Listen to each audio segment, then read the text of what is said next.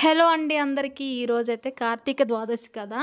మేమైతే కార్తీక ద్వాదశి రోజు తులసీదేవిని పూజ చేసుకుంటాము. ఈవినింగ్ అయితే మేము ఒక దగ్గర ఈ విధంగా తులసీదేవిని పెట్టుకొని వీధిలో ఉన్న వాళ్ళందరూ ఇక్కడికొచ్చి పూజ చేసుకుంటారు. మేమైతే మాకు తగినంతలో తులసి అమ్మవారికైతే అలంకరణ చేసుకున్నాం. అయితే మనం ఎంత అలంకరణ చేసుకున్నా పూజ తర్వాత అయితే మీరు చూస్తున్న దానికంటే చాలా బావుంటుందండి. అంటే సాక్షాత్ అమ్మవారు వచ్చి కూర్చున్నట్టు చాలా అందంగా కనిపిస్తుంది. అయితే ఈరోజైతే మేము ఇక్కడ కొన్ని రకాలైనటువంటి దానాలు ఇస్తాము. అవేంటంటే దీపదానం, ఉసిరికి దానం, అలాగే సాలగ్రామ దానం, ఫలదానం అని. సో ఇవన్నీ మీకు తెలియాలి అంటే ఈ వీడియోని ఎండ్ వరకు స్కిప్ చేయకుండా చూసేయండి. మీకు ఎలా అనిపించిందో కమెంట్లో తెలియచేయండి.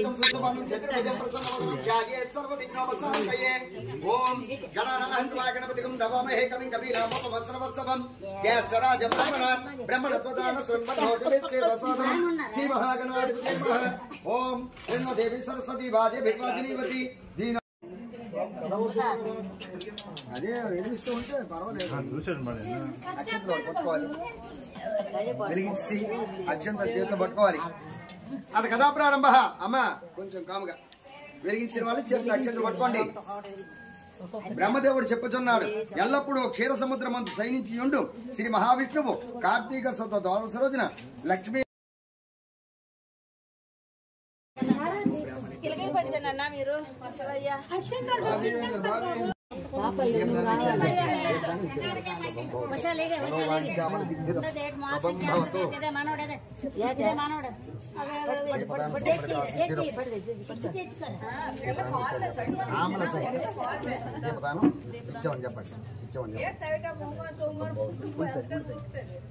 అమ్మాయి ఎవరో తీసిరా ఇవి అమ్మ అది తెలుసుకోవడం పెట్టాను.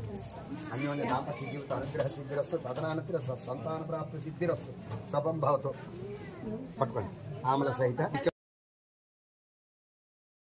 కార్తీక స్నాన సత్ఫలిత సిద్ధ్యర్థం సగృహే కార్తీక శుద్ధ ద్వాదశి మహా పర్వదినేన తులసి రాత్రి సమేత శ్రీ లక్ష్మీనారాయణ పూజ అనంతరే సాలగ్రామ శిలావారి పాపహరి ఆ జన్మ కృత పాపానాం ప్రాయశ్చిత్తం వినే వినే యస్మాత్ తస్మాత్ శివం మేస్య అతః శాంతిం ప్రియచ్చమే.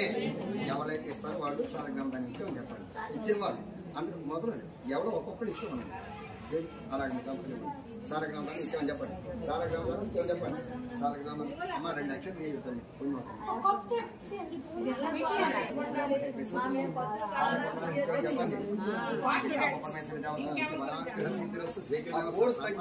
సిద్ధిరస్సు మనోవాంఛ సిద్ధిరస్సు నమస్కార సుప్రదా సిద్ధిరస్సు సంపూర్ణ ప్రసాద సిద్ధిరస్సు విద్యాప్రసాద సిద్ధిరస్సు.